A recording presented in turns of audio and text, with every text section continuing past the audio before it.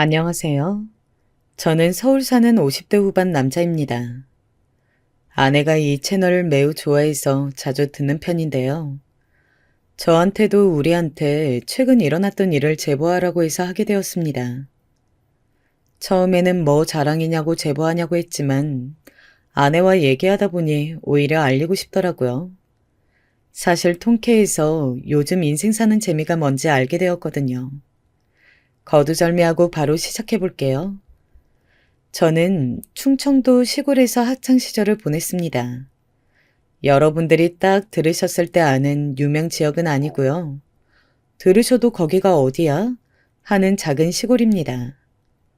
거기서 저는 농부 아버지 밑에서 팔남매의 첫째인 큰아들로 태어났습니다. 제가 첫째고 아들이니까 부모님이 굉장히 예뻐하셨어요. 그 시절은 다 그랬듯 장남에게 부모님은 많이 기대하셨어요. 저도 기대에 부응하기 위해 많이 노력했어요.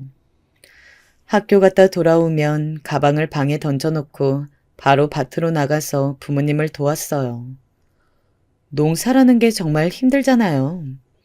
그래도 제가 도와주지 않으면 부모님이 더 힘드시니까 종일 도왔습니다. 부모님을 도와주고 집에 돌아오면 동생들 공부를 봐주었습니다. 동생들이 자고 나면 그제야 제 공부를 했어요. 힘들지 않았다고 하면 거짓말입니다.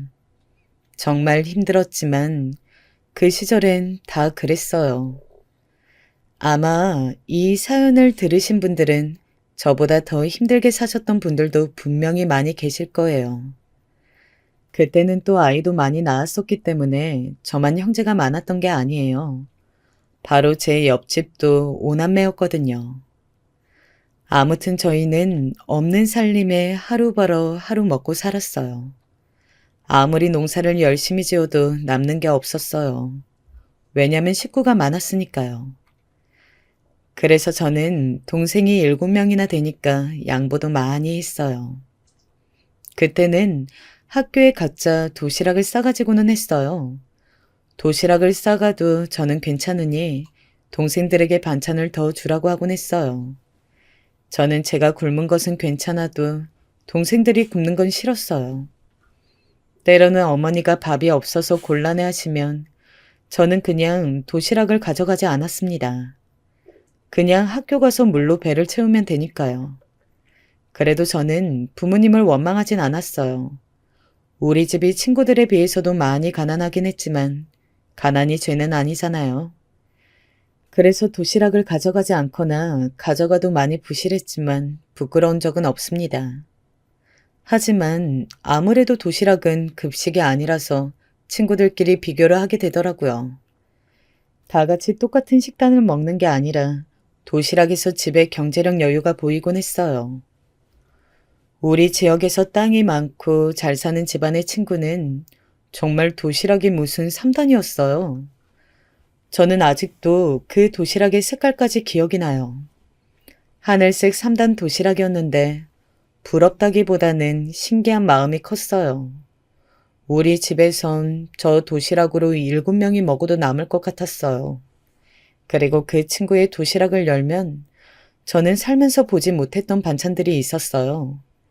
그 친구는 성격이 매우 착해서 반 친구들에게 반찬을 나누어 주었어요. 저도 옆에 있다가 먹어봤는데 아직도 그 소시지 맛을 잊을 수가 없어요. 그리고 사실 굳이 저 친구가 아니더라도 저처럼 가난한 친구는 우리 학교에 없었어요. 그래서 다들 도시락 반찬을 매번 최소 2개씩은 가져왔던 것 같아요. 하지만 저는 항상 멸치만 가져갔어요. 도시락을 열면 왼쪽에는 밥, 오른쪽에는 멸치였어요. 앞서 말했듯 저는 불만은 없었어요. 부끄럽지도 않았어요. 그 당시 저에게, 아니, 우리 가족에게 밥이란 맛있는 것을 먹는 게 아니라 배를 채우는 용도였어요. 허기지면 농사를 못하니까 그냥 어쩔 수 없이 먹는 게 밥이었어요. 그래서 쌀도 제일 싼 쌀로 샀어요. 반찬도 많이 하지 못했어요. 어머니가 농사를 지으시니까 팔고 남은 채소들, 시장에 내놓지 못한 것들이 반찬이었어요. 그리고 학교 도시락은 아침에 싸잖아요. 우리는 형제도 많으니 어머니는 많은 것을 만들지는 못하셨어요. 저는 그걸 다 제 눈으로 보고 자랐기에 불만이 없었고 설사 있었다고 해도 티를 내지 못했을 것 같아요. 그런데 우리 학년에 명석이라는 친구가 있었어요. 친구라고 해야 하나요? 사실 그냥 아는 애라고 칭하고 싶습니다. 하지만 편의상 친구라고 칭할게요. 명석이는 가난한 친구는 아니었어요. 그렇다고 부자도 아니었고 그냥 평범했지만 평균보다 조금 더 잘 사는 그런 친구였어요. 명석이는 친구들의 도시락 반찬에 관심이 아주 많았어요. 점심시간이 되면 반 전체를 돌아다니며 도시락 검사를 했어요. 이 친구는 뭐를 가져왔고 저 친구는 뭐를 가져왔고 이런 것에 관심이 많아서 여기저기 참견했어요. 그리고 당연히 명석이 눈에 제가 웃겼을 것 같아요. 매일 멸치 반찬만 가져오니까요. 심지어 그것도 가끔은 안 가져왔고요. 또 제가 자랐던 지역엔 학교가 딱 한 가지씩만 있었어요. 초등학교, 중학교, 고등학교가 딱 하나씩만 있었습니다. 그러다 보니 같은 나이면 그냥 그대로 쭉 학창시절을 같이 보냈어요. 그 사건이 일어났던 날은 중학교 때로 기억해요. 명석이가 초등학교 내내 저를 놀렸었는데 중학교에서도 저를 계속 놀렸어요. 야, 너 또 멸치만 가져왔네? 너희 집 왜 이렇게 가난해? 가난한 게 이유가 있냐? 그만해. 야, 동생들도 멸치만 먹어? 진짜 불쌍해. 엄마한테 반찬도 달라고 말이라도 해봐. 나는 괜찮다니까.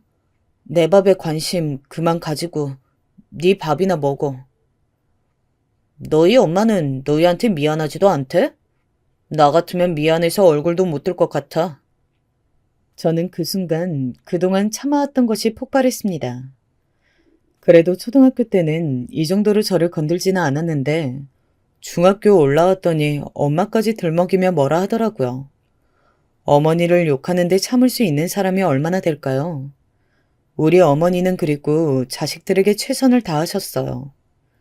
제가 불만이 없었다고 계속 말하는 것은 정말 어머니는 본인 밥은 굶어도 자식들 밥은 절대 안 굶기려고 하셨어요. 그리고 항상 버릇처럼 우리 남매에게 미안하다는 말을 달고 사셨어요.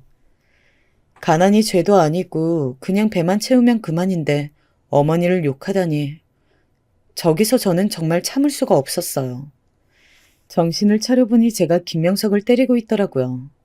교실 바닥에서 정말 너무 화가 나서 둘이 뒹굴었었어요. 같은 반 친구가 선생님을 불러왔고 저희는 그대로 교무실로 불려갔어요. 왜 싸웠냐고 물어보셨는데 저는 절대 대답하지 않았어요. 어차피 우리 집 가난한 것은 선생님께서 다 알고 계셨거든요. 명석이는 그냥 도시락 반찬 맛있겠다고 했는데 제가 갑자기 때렸다고 거짓말을 하더라고요. 선생님은 그 얘기를 들으시고 대충 눈치채셨는지 앞으로 그러지 말라고 하시고 무마시키셨어요. 저는 그래도 초등학교도 같이 나왔고 같은 동네 친구니까 화해하고 싶었어요. 물론 화해하면서 어머니를 욕한 것에 대한 사과도 듣고 싶었어요. 그런데 명석이는 제가 본인을 때린 것이 참을 수 없이 정말 화가 났나 봐요. 그 뒤부터 저를 피하기 시작하더라고요. 피하기만 한 게 아니고 저를 따돌리기 시작했어요. 점심시간이 되면 제 옆으로 자기 친구들을 데려왔어요. 또 멸치다. 야, 너는 멸치만 먹어서 몸이 멸치 같아. 멸치만 먹으면 피에서 멸치가 헤엄치는 거 아니야? 등등 저를 매일 괴롭혔어요. 제가 표정이 굳으면 명석이는 옆에서 더 까불었어요. 야, 왜? 때리게? 쳐봐. 너 그때 때렸던 것처럼 때려봐. 우리 아빠가 이제 너 한 번만 더 그러면 가만두지 않겠대. 명석이는 그 뒤로 정말 저를 많이 괴롭혔어요. 도시락 반찬만 가지고 그런 것이 아니고 그냥 계속 괴롭히더라고요. 저는 그 당시에 공부를 정말 열심히 했었어요. 이유는 잘 살고 싶어서요. 사랑하는 우리 가족이 가난을 탈출하는 가장 빠른 방법이 제가 공부를 열심히 해서 빨리 성공하는 거였어요. 저는 그래서 항상 잠을 덜 자고 공부했어요. 학교에 돌아오면 부모님 농사를 도왔고, 동생들 공부를 봐주고, 가족들이 다 자기 시작하면 혼자 공부를 했어요. 동생들이 옆에서 자고 있으니까 아주 작은 좌식 책상에 딱 제 책상에만 들어오는 불을 켜고 공부했어요. 덕분에 학교 성적이 아주 좋았어요. 그래서 선생님들이 저를 많이 예뻐하셨어요. 그런데 명석이는 그것도 싫어했어요. 선생님들께서 우리 집이 가난한 것을 아주 잘 아셨어요. 그래서 저한텐 문제집이나 공책을 주시곤 하셨는데 그걸 알게 되자 명석이가 부모님에게 알렸더라고요. 그래서 명석이 부모님은 학교에 찾아와서 난리를 치셨어요. 덕분에 저는 선생님들께 더 무언가를 받지를 못했어요. 그래도 저는 괜찮았어요. 그래서 최대한 명석이를 무시하고 공부에 집중하려고 노력했어요.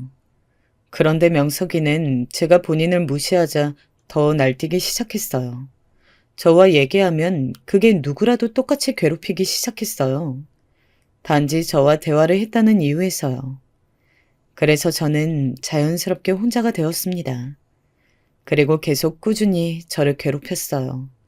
하지만 그럴 때마다 그냥 최대한 무시하려고 노력했던 것 같아요. 물론 힘들기도 했습니다. 하지만 제가 거기에 대응하면 저만 더 힘들어질 것 같았어요.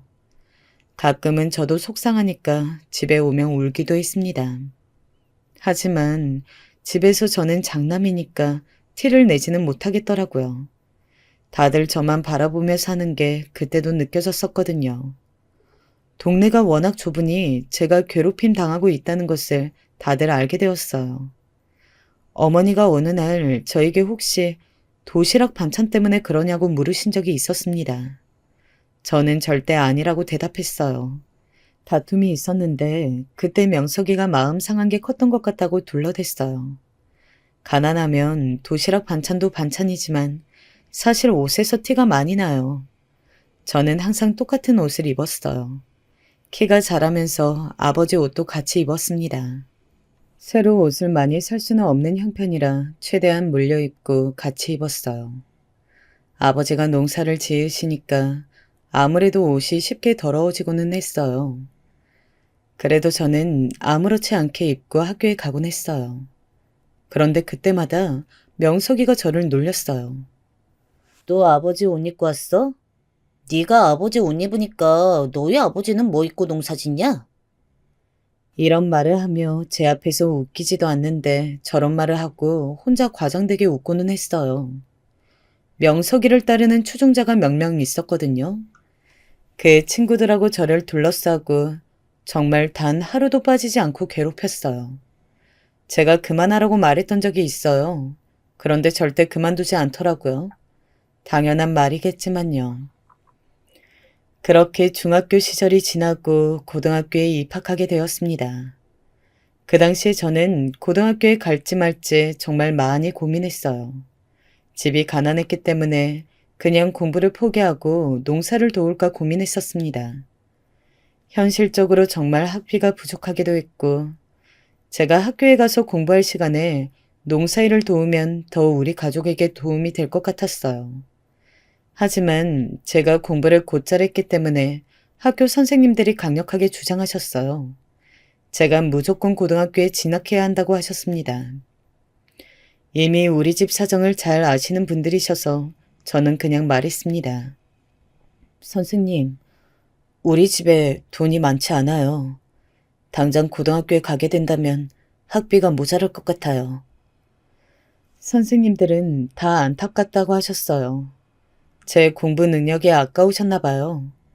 그런데 제가 중학교 3학년 때 담임 선생님이 저를 따로 부르시더라고요. 저한테 봉투를 넘기시더라고요. 이거 고등학교 학비야. 너처럼 공부 잘하는 애가 고등학교 진학을 포기하면 그건 국가 손해야. 저는 봉투를 붙잡고 하염없이 울기 시작했습니다. 봉투를 거절해야 맞는데 저는 차마 거절할 수가 없었어요. 왜냐면 저도 고등학교에서 공부하고 싶었어요. 그래서 거절하고 싶지만 거절하지 못하고 그냥 선생님 앞에서 엉엉 울었어요. 선생님께서는 제 머리를 쓰다듬으시면서 말씀하셨습니다. 나중에 갚아. 너는 분명 성공할 거야. 그때 선생님 잊지 마. 저는 울면서 대답했어요. 절대 잊지 않을 거예요. 정말 감사합니다. 그렇게 저는 부모님께 이 사실을 알렸고 고등학교에 진학하게 되었어요. 부모님은 그 소식을 들으시고 선생님께 농사 지은 것 중에 가장 최상의 상품을 보내셨어요. 선생님께서는 한사코 거절하셨습니다. 이거 시장에 파시고 제 동생들 공부를 시키라고 하셨어요. 정말 제 인생의 은인이세요. 그리고 고등학교에 진학하게 되었는데 역시나 명석이도 왔더라고요. 사실 명석이가 고등학교에 진학할 것은 저도 알고 있었습니다. 저는 사실 이제 고등학교에 왔으니까 저를 더 안 괴롭힐 줄 알았어요. 그런데 웬걸? 고등학교 때도 명석이는 저를 괴롭혔어요. 이제 명석이가 키가 저보다 커졌거든요. 그래서 제가 지나갈 때 저를 어깨로 밀고 갔어요. 야, 너 가난한데 고등학교를 어떻게 와? 너희 집에서 그 돈이 어딨어? 빚냈냐? 저는 그 말을 들을 때마다 최대한 무시하려고 노력했어요. 그리고 저렇게 괴롭힘이 심했던 날엔 집에 가서 더 열심히 공부했습니다. 그리고 그 무렵 우리 동네에 이사 온 친구가 있었어요. 박동섭이라는 친구예요. 그 친구가 전화 갔을 때 저는 최대한 안 친해지려고 했습니다. 만약 저랑 얘기하면 동섭이도 명석이가 괴롭힐 테니까요. 그런데 하필 동섭이랑 저랑 집이 방향이 같았어요. 제가 최대한 피하고 대놓고 나랑 친하게 지내면 괴롭힘 당한다고 말했어도 동섭이는 제 옆에 있었어요. 오히려 명석이가 괴롭히면 본인이 나서주었습니다. 그렇게 고등학교 시절을 버텼어요. 그리고 사실 저는 대학도 문제였습니다. 만약 대학을 가도 학비를 낼 수가 없으니까요. 차라리 장학금을 받고 낮은 학교에 갈까 고민했었어요. 최악의 경우엔 대학교에 못 갈 수도 있었어요. 부모님은 정말 열심히 일하셨는데 집에 식구가 많아서 그런가? 돈이 모이질 않더라고요. 동생들도 다 학교에 다니니까 학비도 만만치 않았어요. 그래서 저도 차마 대학교에 가고 싶다고 말이 나오지 않았어요. 밥도 부족해서 저랑 어머니는 굶는 게 다수였거든요. 인간의 가장 기본적인 밥조차 먹고 살지 못하는데 대학이라니 말도 안 되는 상황이었습니다. 그래서 저는 대학에 진학하지 못했어요. 선생님께서는 제 상황에 대해 정말 안타까워하셨지만 저는 어쩔 수 없었습니다. 워낙 제가 자란 지역이 작다고 했잖아요. 저에 대한 소문이 중학교에도 들렸었나 봐요. 저에게 고등학교 학비를 주셨던 선생님이 찾아오셨어요. 당신이 힘을 써서 1학기 학비를 내줄 테니 대학에 가라고 하셨습니다. 하지만 저는 고등학교도 아니고 대학까지 선생님에게 도움을 받을 수는 없었어요. 그리고 사실 대학은 장학금을 받으면 갈 수도 있었어요. 하지만 그 당시 저는 그럴 수가 없었습니다. 왜냐면 당장 일할 사람 한 명이 더 소중했어요. 멀리 보고 몇 년 견디면 되지 않냐고 하실 수도 있습니다. 하지만 그때 당시 저는 그럴 수가 없었어요. 제가 학비가 생겨서 혹은 장학금으로 학비를 마련해도 거기서 생활하려면 도저히 감당되지 않았거든요. 물론 과외를 하거나 아르바이트를 할 수도 있었지만 그럴 바엔 그냥 농사일에 전념하거나 빨리 취업하는 게 이득이었어요. 그래도 제가 공부를 잘했던 게 어른들 눈에 좋게 보였는지 지역에 있던 공장에서 제의가 왔습니다. 공장에서 몇 년 일하면 관리자 자리를 주겠다는 거였어요.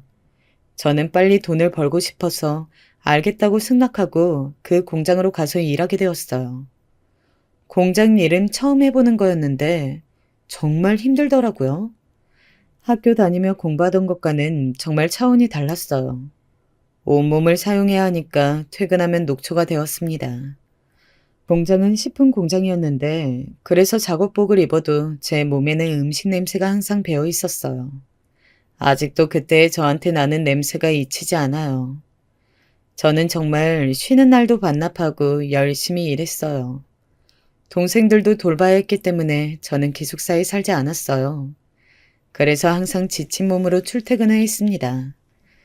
그러다 보니 워낙 좁은 지역이라 다들 소문으로 누구는 대학에 갔다, 누구는 취업했다 소식이 들리더라고요. 명석이는 집이 못 사는 편이 아니어서 그런가 대학에 갔다고 하더라고요. 제가 공장에서 일할 때 어쩌다 명석이를 길에서 마주쳤던 적이 있어요. 저는 공장에서 노동자들에게 주던 옷을 입고 있었어요. 명석이는 서울로 대학을 갔다고 들었는데 정말 한껏 꾸민 채로 집에 왔더라고요. 아마 방학이라 왔던 것 같아요. 옆에는 여자친구도 있었어요. 이런 식으로 마주치고 싶지는 않았는데 명석이가 저를 부르더라고요. 야, 너 대학 못 갔다며? 어쩔 수 없지. 원래 인생이 불공평한 거야. 학교 다닐 때는 오히려 무시 가능했는데 아예 성인이 되고 상황이 바뀌자 무시하는 게 더 힘들었어요. 그래도 꾹 참고 걸어가는데 뒤에서 그러더라고요. 야, 너한테 공장 음식 냄새 나. 초인적인 힘으로 꾹 참았습니다. 그렇게 묵묵히 집으로 걸어가는데 그날은 정말 눈물이 왈칵 터졌어요. 다 같은 학생일 때는 괜찮았는데 상황이 바뀌니까 훨씬 더 비참하더라고요. 그러면서 난 언제까지 이렇게 살아야 하는 것인지 생각이 들었습니다. 평생 이렇게 살아야 하나 생각하니 갑자기 숨이 막히는 기분이 들었어요. 이렇게 계속 살다간 우리 동생들도 저처럼 살아야 하잖아요. 저는 그거는 또 너무 싫더라고요. 제 동생들은 저 같은 경험을 하지 말기를 바랐어요. 그래서 일부러 더 몸을 혹사하면서 공장에서 일했습니다. 사실 시간이 남으면 잡생각이 많아지더라고요. 그러면 더 괴로워지고는 했어요. 그래서 일부러 몸이 힘든 게 낫기 때문에 더 열심히 출근했습니다. 제가 출근을 열심히 하니까 공장에서는 저를 예뻐하셨어요. 공부를 그렇게 잘했다더니 일도 잘하네. 감사합니다. 어느 날 사장님이 저를 부르셨어요. 학비 때문에 대학에 못 갔다며. 내가 빌려줄 테니까 내년에 학교 가. 저는 정말 그냥 장난으로 하시는 말인 줄 알았어요. 그런데 사장님은 진지하게 말씀하셨습니다. 대학 가고 그 대신 나중에 우리 공장에서 일해줘. 머리가 보통 비상한 게 아닌 것 같아서 그래. 저는 정말 이 돈을 받아도 되나 생각했어요. 제가 더 열심히 일해서 갚을게요. 아니, 일단 대학 가면 공부해. 그리고 우리가 필요할 때 도와줘. 정말 저는 은사님도 그렇고 사장님도 그렇고 인생에서 인복이 참 많더라고요. 아직도 두 분에게 감사한 마음만 가지고 있어요. 그렇게 저는 사장님의 도움으로 다음 년에 한 살 늦게 대학에 가게 되었습니다. 사실 가기 전까지 정말 많이 고민했어요. 부모님께서는 그동안 제가 공장에서 힘들게 일했던 것을 아시니까 이제 제 인생을 살라고 하셨어요.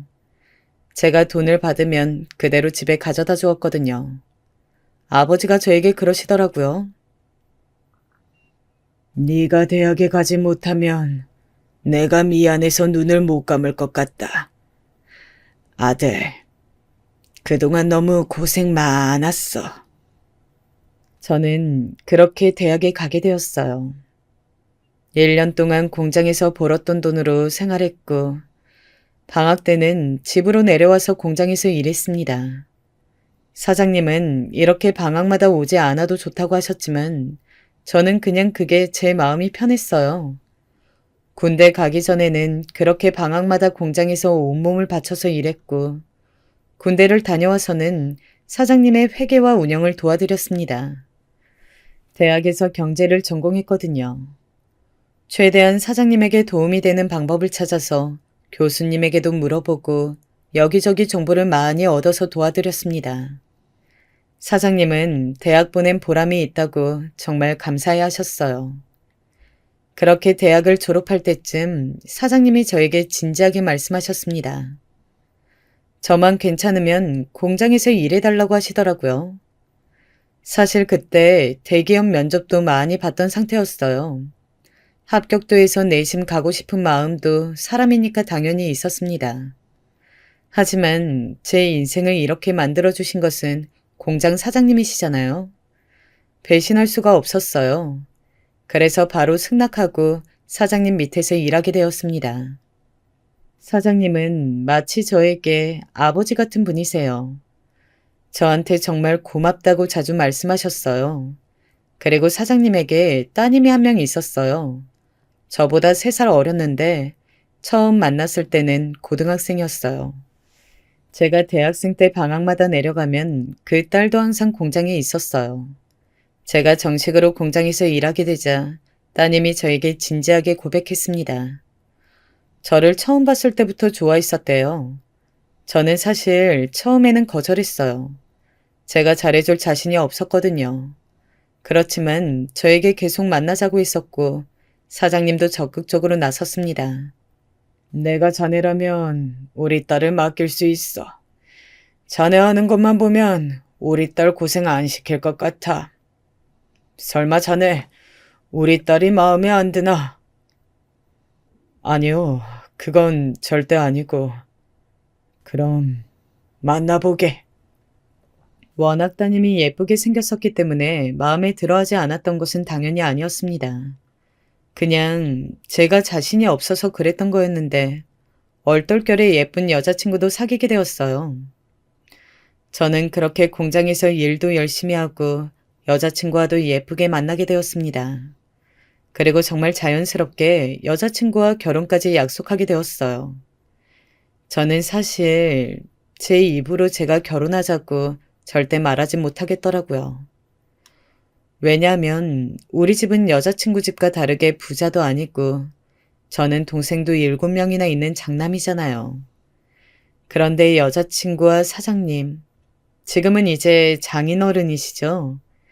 장인어른께서 적극적으로 밀어주셨어요. 그래서 그렇게 결혼하게 되었습니다. 저도 지역 토박이었고 장인어른도 토박이셨어요.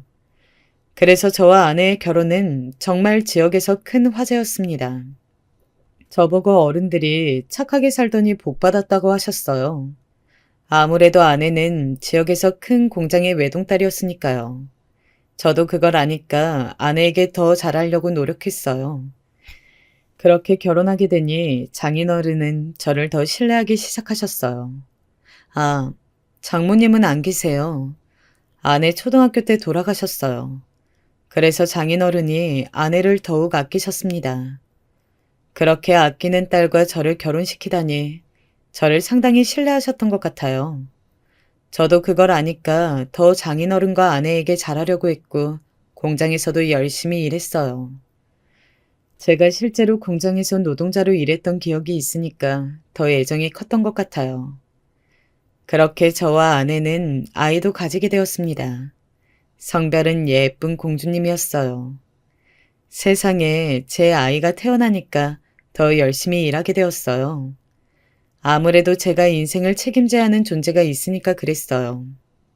아무리 힘들어도 제가 지치면 우리 딸 인생도 망가진다고 생각하니 저절로 힘이 나게 되더라고요. 그리고 제가 어릴 때 가난했잖아요.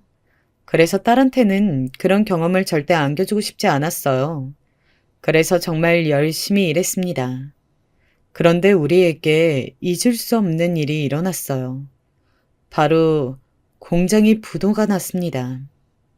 저도 많이 신뢰했던 직원이 공장의 돈을 횡령한 사건이 일어났기 때문이에요. 장인어른께서는 너무 충격을 받으셔서 그대로 몸져 누우셨습니다. 저도 정말 많이 믿었던 직원이었는데 저는 충격받을 시간도 없었어요. 당장 우리 공장이 망했으니까요.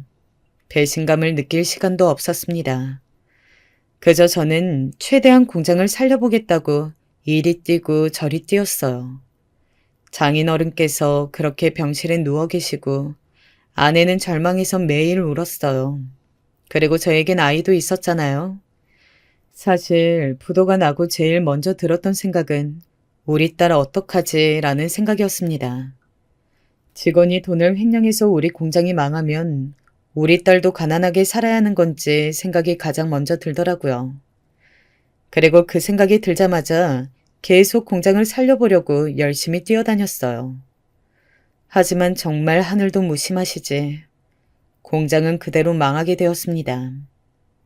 그때의 심정은 지금 떠올리면 너무 힘든 기억이에요. 공장에서 일하시던 분들도 한순간에 직장을 잃게 되셨고 저희는 빚이 가득 생겼어요. 정말 너무 힘들어서 기억하기도 싫은 시간이 저 때예요. 저희 부모님께서는 저 때도 계속 농사를 지으셨거든요. 본인들이 어떻게든 도움이 되겠다고 더 농사 짓는 시간을 늘리셨는데 한계가 있었어요. 빚은 또 다른 빚을 가지고 왔습니다. 결국 우리 공장이 망해서 문을 닫게 되었다는 소식은 삽시간에 지역에 퍼졌어요. 길거리를 지나다니면 다 저희를 보고 한 소리씩 하시더라고요. 대부분은 걱정이었는데 그때는 그 걱정조차 듣기가 힘들었어요. 아내도 너무 힘들어했고 결국 아내는 대인기피증까지 생겼습니다. 집 밖에 나가는 그 자체를 많이 힘들어했어요.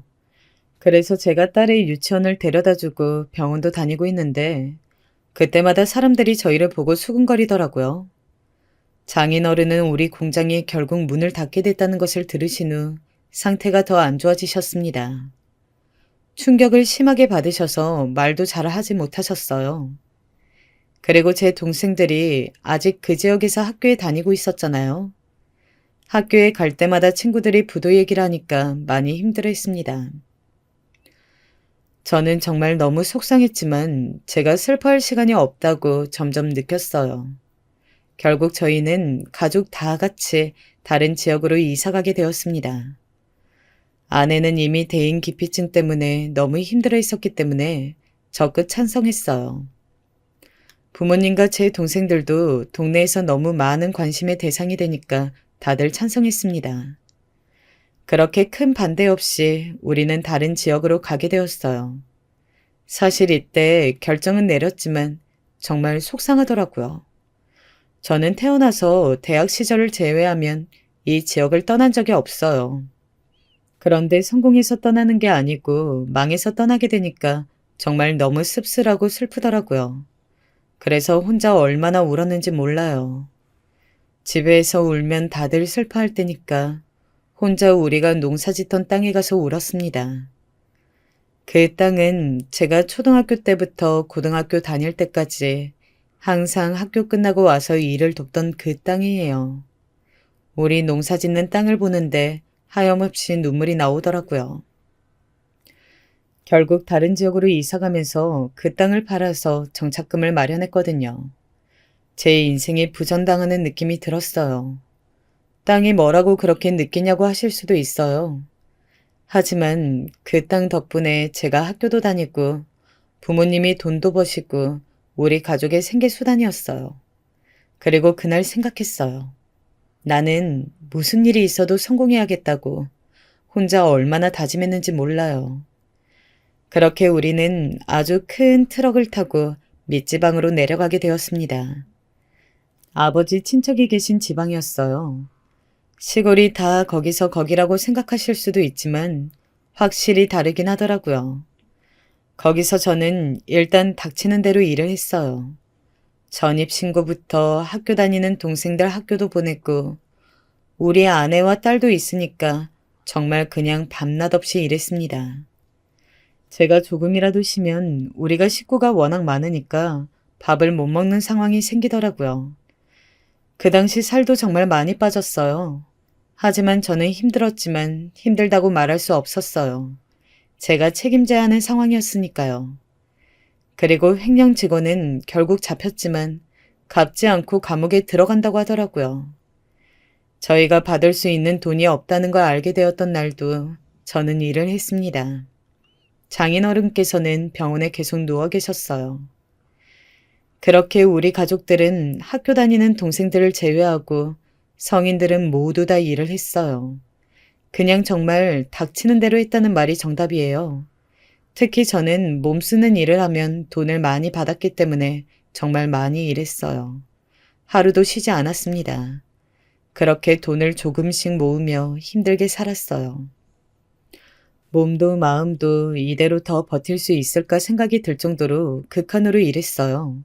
그러다 아주 작은 가게를 열게 되었습니다. 정말 자본금도 아주 적었는데 시작하게 되었어요. 그리고 저는 정말 자신있게 얘기할 수 있어요. 저 정말 열심히 일했어요. 정말 몸을 갈아서 식당을 운영했고 결국 빚을 다 갚게 되었어요. 그때 딸은 초등학생이었어요. 몇 년을 단 하루도 쉬지 않고 일했더니 빚을 갚을 수 있었어요. 아내와 부모님과 얼마나 울었는지 몰라요. 그리고 빚을 갚게 되니까 저는 더 긍정적으로 일할 수 있었습니다. 진심으로 돈의 소중함을 더 잘 알게 되었으니 정말 온몸을 바쳐 일했어요. 새벽부터 새벽같이 일했고 아내와 부모님의 도움도 컸어요. 우리 정말 다 같이 열심히 일했습니다. 그렇게 가게는 확장 이전하게 되었어요. 그리고 하늘도 드디어 우리를 도와주시려는지 가게가 기업이 되었어요. 정말 방 한 칸 가게였는데 분점을 내고 더 커져서 하나의 기업이 되더라고요. 제 성공의 비결은 그냥 성실함이에요. 그렇게 저는 한 기업체의 대표가 되었습니다. 사실 저를 대표라고 부르시는 분들은 마주할 때마다 어색해요. 그렇게 누가 봐도 성공을 하게 된 후 장인어른에게 당연히 소식을 전했어요. 장인어른은 저희가 성공하자 그때 돌아가셨습니다. 그래도 돌아가시기 전에 우리가 잘 사는 모습을 보여줄 수 있어서 얼마나 다행인지 몰라요. 아내도 이제 마음이 편하다고 하더라고요. 장인어른에게는 그냥 한없이 감사하고 죄송한 마음이 들어요. 그렇게 오랜 시간 고생하고 제가 잘 살게 되니까 또 생각나는 사람이 있었습니다. 바로 제 은사님이요. 돈이 없어서 고등학교도 갈까 말까 고민했을 때 저에게 학비를 주셨던 그 은사님이요. 저는 학창시절 괴롭힘을 당해서 친구가 동섭이밖에 없었거든요. 동섭이와도 연락을 끊으려고 했지만 동섭이는 언제나 제 곁을 지켜주었어요. 너무 힘들 땐 동섭이에게 전화해서 엉엉 울었던 적도 있어요. 그게 정말 고마워서 제가 대표가 되고 나서 동섭이에게 성의 표시도 많이 했습니다. 동섭이는 절대 받지 않겠다고 했지만 제가 억지로 주었어요. 그리고 동섭이에게 은사님 소식을 물어봤습니다. 역시나 은사님은 이미 은퇴하셨다고 하더라고요. 그래도 여기저기 물어서 은사님 소식을 듣게 되었어요. 몇십 년 전 돈을 드디어 갚을 수 있게 되다니 얼마나 기뻤는지 몰라요. 은사님은 저를 기억하셨습니다. 그리고 역시 고향 사람들은 저의 마지막 모습이 부도 나서 지역을 뜨던 그 모습이더라고요. 그래서 제가 성공했다고 알리자 은사님은 눈물까지 흘리셨어요. 내가 정말 너는 성공할 줄 알았어. 그동안 얼마나 힘들었니? 저도 모르게 눈물이 나오더라고요. 그래서 둘이 손을 부여잡고 한참을 울었습니다. 은사님은 끝까지 돈을 받지 않겠다고 하셨지만 역시나 동섭이 때와 같이 제가 억지로 주고 나왔어요. 돈이 없어서 바나나 한 개 가지고 동생들이 싸웠던 적도 있었습니다. 그런데 이제는 바나나도 비싼 바나나만 먹다니 감회가 새로웠어요. 너무 가난해서 옷도 기워 입고 도시락 반찬도 멸치만 가지고 다녔는데 이제 식당을 몇 개나 가지고 있고 본사도 있는 기업의 대표가 되었습니다. 저는 돈의 소중함을 누구보다 잘 알아요. 그건 저의 아내도 마찬가지예요. 그래서 최대한 돈 자랑은 안 하고 소박하게 다니려고 했어요. 그리고 제가 도움을 받아 일어날 수 있었던 것처럼 정착한 곳에서 여기저기 베풀며 살고 있었습니다. 그러던 어느 날 동섭이에게 연락이 왔어요. 동창회에 나오지 않겠냐는 말이었어요. 그동안 제 상황이 너무 힘드니까 저에게 동창회 얘기를 하지 않았다고 하더라고요. 하지만 이제 충분히 잘 살고 있으니 동창회에 나오라고 하더라고요. 저와 우리 가족은 사실 고향을 그리워했거든요. 도망치듯 나온 곳이지만 아무래도 거기서 산 기간이 워낙 길어서 그랬던 것 같아요. 물론 상처도 많이 받은 것이 사실이지만 분명 추억이 많이 깃든 곳이잖아요. 새로 정착한 지역도 물론 좋았어요. 바다와 가까운 지역이었는데 충분히 좋았던 곳이었어요. 하지만 아무래도 고향은 고향이었습니다. 특히 부모님이 고향에 가고 싶어 하셨어요. 그래서 이사 얘기도 슬슬 나오고 있었거든요. 다행히 이제 저도 대표가 되어서 수행기사도 있고 돈이야 많아졌으니 어찌 보면 금이 환영이에요. 오히려 성공해서 돌아가는 거니까 저도 생각이 나더라고요. 그래서 저는 예전 저희 땅도 보고 이사갈 집도 미리 볼 겸 동창회에 나갔습니다. 사실 저는 학창시절에 따돌림을 당했으니까 동섭이에게 별로 가고 싶지 않다고 했었어요. 그러나 동섭이는 저에게 제가 잘 사는 모습을 보여주는 게 최고의 복수라고 하더라고요. 저는 그때 사실 복수하고 싶은 마음은 없었지만 다들 어떻게 살고 있는지 궁금하기는 했었어요. 그래서 동창회에 나가게 되었습니다. 제가 동창회에 간다고 하니까 아내가 자기도 가겠다고 하더라고요. 저는 제가 학창시절에 가난해서 따돌림을 당했었다고 말한 적이 있는데 그래서 별로 같이 가고 싶지 않았어요. 아내에겐 저의 좋은 모습만 보여주고 싶으니까요. 하지만 아내는 오히려 그러니까 같이 가야 한다고 하더라고요. 그 사람들은 우리 마지막을 부도 나서 망한 애들이라고 기억할 텐데 같이 가야 하지 않겠냐고 하길래 얼떨결에 같이 가게 되었습니다. 동섭이에게 우리 부부가 동창회에 간다고 말하자 동섭이는 매우 기뻐했어요. 그리고 동창회 날이 되었어요. 제가 대표가 됐고 아무리 우리가 잘 살게 되어도 아내와 저는 티를 많이 내고 살지 않았어요. 이유는 그냥 저희가 돈이 없어서 굶은 적도 있었잖아요. 그리고 이렇게 잘 살게 되자 겉모습은 아무 소용이 없다는 것을 알게 되었습니다. 물론 어느 정도 기본적으로 다니긴 해요. 하지만 막 명품으로 온몸을 치장하지는 않는다는 말이에요. 특히 그리고 아내와 저는 옷에 관심이 없었어요. 그 대신 집이나 차 같은 재산에 더 많은 관심이 있었어요. 그래서 동창회 날도 크게 꾸미지 않았습니다. 그리고 저는 너무 많이 꾸미면 오히려 민망하더라고요. 그리고 제가 학창시절에 따돌림을 당했었기 때문에 눈에 심하게 띄고 싶지도 않았어요.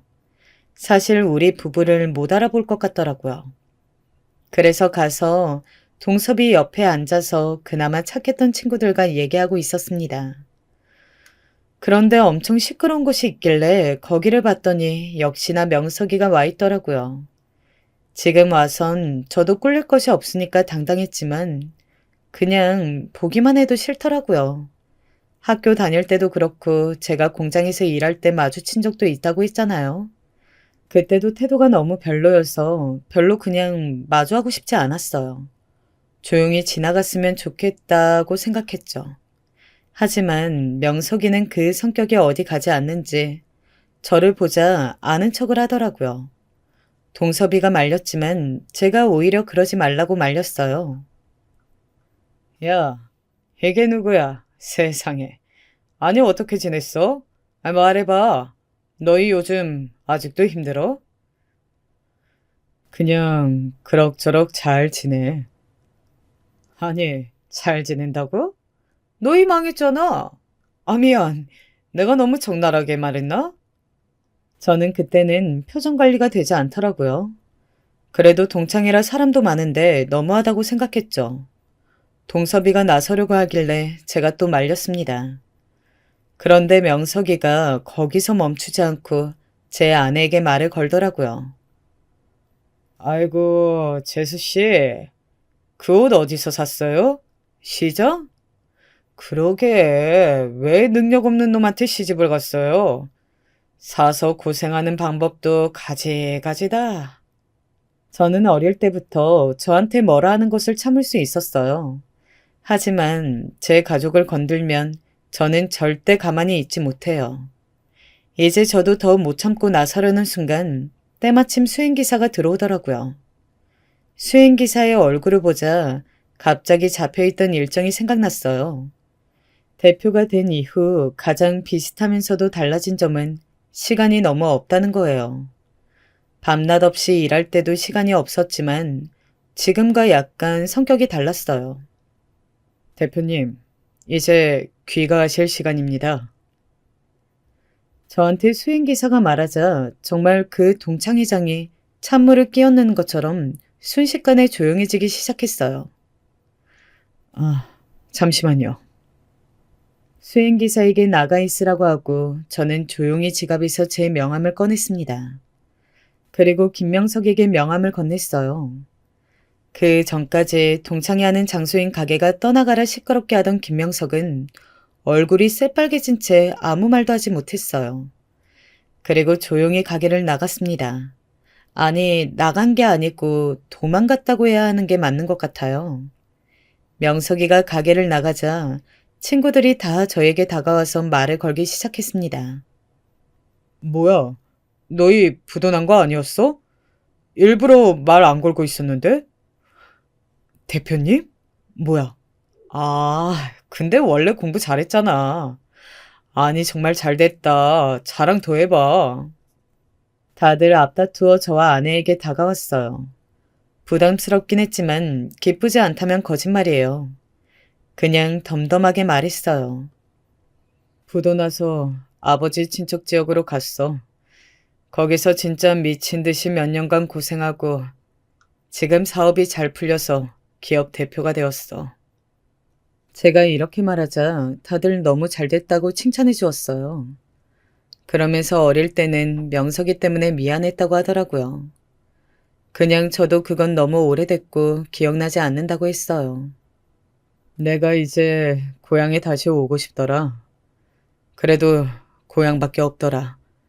그래서 미리 동창회 나왔어. 와, 다시 온다고? 와, 너무 잘 됐다.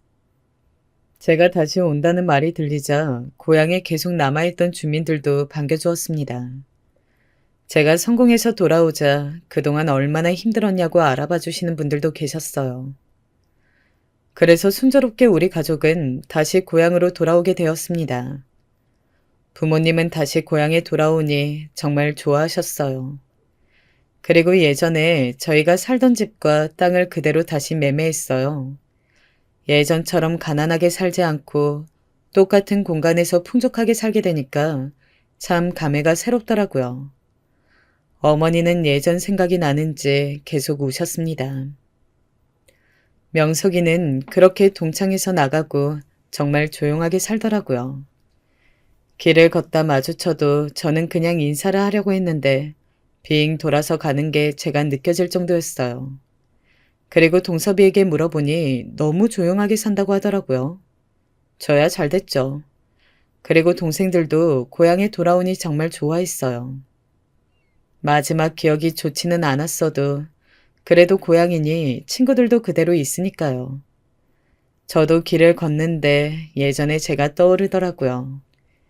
예전에 울면서 걸었던 길들을 아내와 손잡고 웃으며 걷는데 정말 감회가 새로웠습니다. 저는 이제 굶지 않아도 되고 또 돈 걱정을 하지 않아도 되는데 그 생각조차 저에게 너무 새로웠어요. 예전 집은 새로 수리를 했어요. 저와 아내는 새로 집을 지어서 살고 있습니다.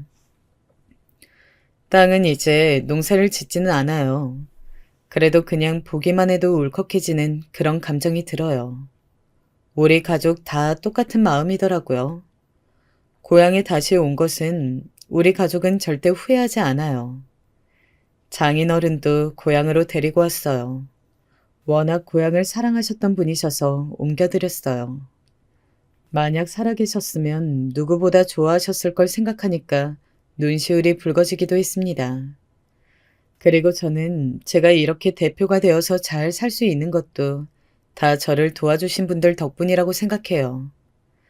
은사님이 없었으면 제가 고등학교에 가지 못했을 거고, 장인어른이 안 계셨으면 제가 아내를 만나지 못하고 또 이렇게 살 수 없었을 거라고 저는 확신해요.